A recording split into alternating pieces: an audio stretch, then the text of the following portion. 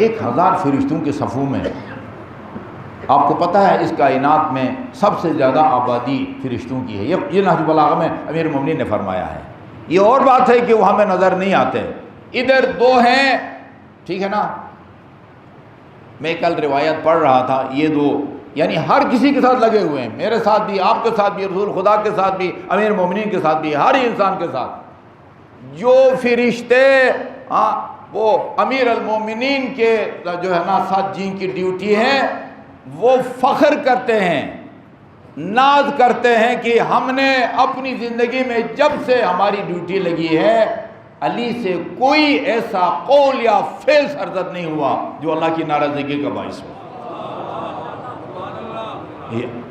وہ رقیب و عتید ہے نا، کس کو شک ہے؟ لیکن وہ ہمیں نظر محمد صلی اللہ علیہ وسلم، وہ ہمیں نظر نہیں آتے۔ کل میں نے آپ کو روایت سنائی ہے، جس قبرستان میں امام حسین کا زوار دفن ہے، ادھر 2000 فرشتوں کی اللہ تعالیٰ نے ڈیوٹی لگائی ہے۔ کربلا سے وہ چلے ہیں اور ان کی 2000 یعنی 2000 کی ڈیوٹی ہے، وہ قیامت تک ان کا کام یہ ہے، اللہم اغفر لزوار الحسین، خدایا حسین کے اس زوار کی مغفرت فرما۔ جائیں قبرستان میں، آپ کو نظر نہیں آئیں گے۔ وہ سورہ تاریخ میں ہے، جو بندہ اپنے گھر سے نکلتا ہے اس کی حفاظت کے لیے وہ فرشتے جو ہے نا وہ ساتھ ہوتے ہیں۔ نہج البلاغہ میں امیر مومنین نے فرمایا 6 فرشتے جو ہے نا آپ کے ساتھ ہوتے ہیں، وہ آپ کی حفاظت کرتے ہیں، اور جب وہ مقررہ وقت آتا ہے نا موت کا، تو پھر کیا کرتے ہیں، وہ سیکورٹی واپس لے لی جاتی ہے، وزیر صاحب پیدل ہو جاتے ہیں پھر، ٹھیک ہے۔ ایک جنازہ پڑھا میں نے، یہی آرمی کا جو قبرستان ہے اس میں نا ایک سابق آرمی چیف اکیلے گاڑی میں آیا تھا، ایک بندہ بھی اس کے ساتھ نہیں تھا۔ واقعاً عبرت کا مقام ہے، کوئی بھی نہیں تھا، ایک اپنا اس کا کوئی ذاتی گارڈ بھی نہیں تھا، ایک گاڑی میں آیا اور جو ہے نا وہ جنازہ میں شرکت کر کے، اچھا اس میں موجودہ چیف نے بھی اس میں شرکت کی تھی، اور وہ مرحوم جو ہے نا ان کے بیٹے بڑے وہ بااثر ہیں، وہ الحمدللہ وہ جنرل ہیں، اللہ ان کو وہ سلامت رکھے۔ تو وہ ہمیں نظر نہیں آتے فرشتے، ہماری وہ حفاظت پر وہ مامور ہیں، ہماری حفاظت پر مامور ہیں۔ درود بھیجے محمد وآل محمد پر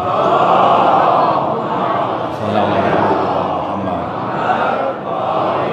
فرشتوں کے 1000 صف، ایک صف میں آپ کا کیا خیال ہے 8-10 فرشتے ہوں گے؟ فرشتوں کے 1000 صفوں میں 1000 مرتبہ اللہ تعالیٰ صلوات بھیجتا ہے اس خوش قسمت مومن پر جو ایک مرتبہ محمد و آل محمد پر صلوات کرے۔ پھر فرمایا فمن شاء فلیقلل ومن شاء فلیکثر، اب تمہاری مرضی ہے، کم بھیجو یا زیادہ بھیجو، ایک مرتبہ بھیجو، اتنا جو ہے نا وہ تم پر صلوات بھیجتے ہیں، تمہاری مرضی ہے۔ اگر تم یہ چاہتے ہو کہ زیادہ سے زیادہ فرشتے تم پر درود بھیجے، زیادہ سے زیادہ درود بھیجو۔ اگر تم سمجھتے ہو کہ بس ایک ہی دفعہ جو ہے نجات کے لیے کافی ہے، تو ایک دفعہ پر جو ہے وہ، یہ رسول خدا کا فرمان ہے۔ امام جعفر صادق علیہ السلام نے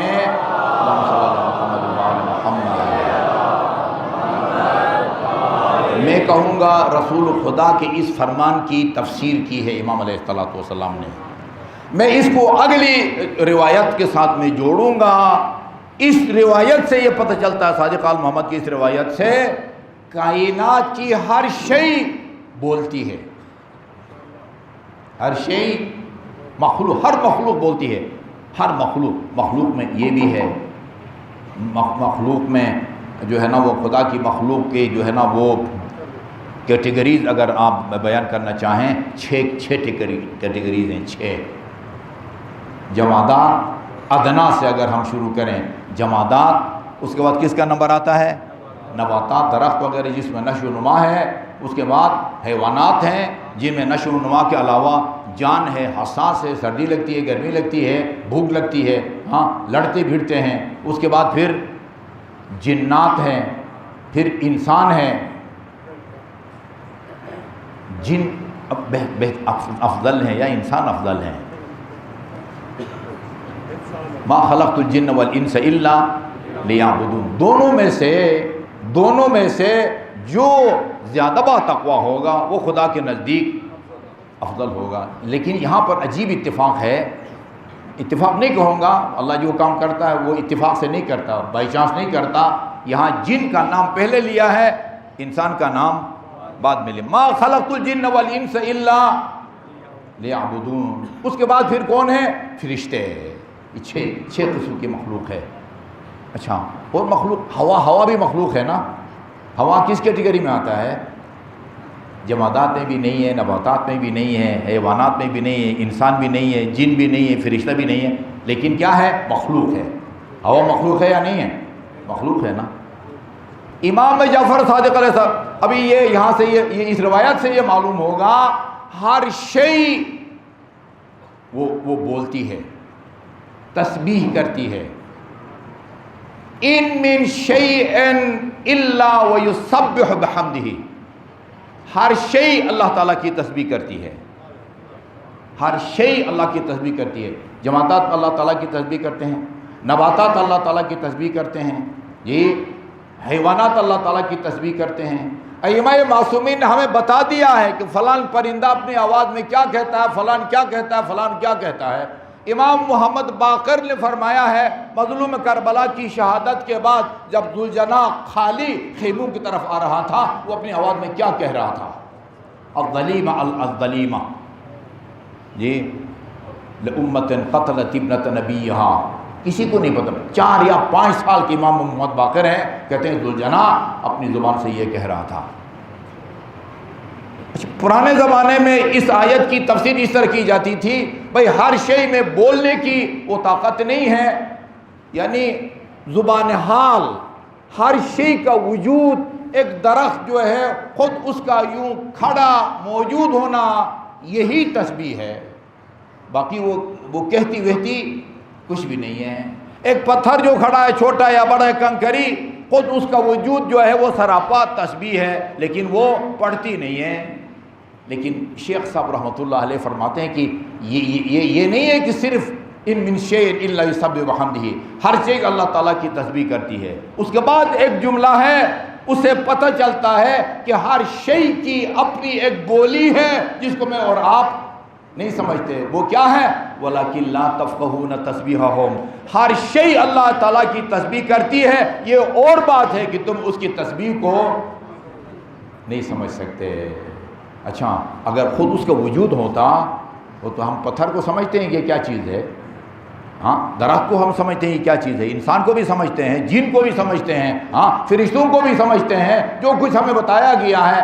یہ خدا کا فرمانا وَلَكِنْ لَا تَفْقَهُونَ تَسْبِيحَهُمْ، تم ان کی تسبیح کو نہیں سمجھتے، اس کا مطلب یہ ہے کہ وہ اپنی زبان میں ہر شے کچھ بولتی ہے، لیکن ہم اس کی بولی کو نہیں سمجھ سکتے۔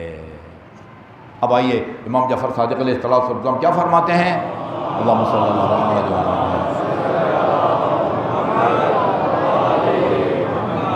من صلی علی النبی مرتن، جو آن حضرت ہمارے جد پر ایک مرتبہ صلوات بھیجے، ہاں صلی اللہ علیہ الف مرتن فی الف صف من الملائکہ، اس کے بعد آپ نے فرمایا وما خلق اللہ من شیء الا ویصلی علیہ لصلاۃ اللہ وملائکتہ علیہ، کائنات کی ہر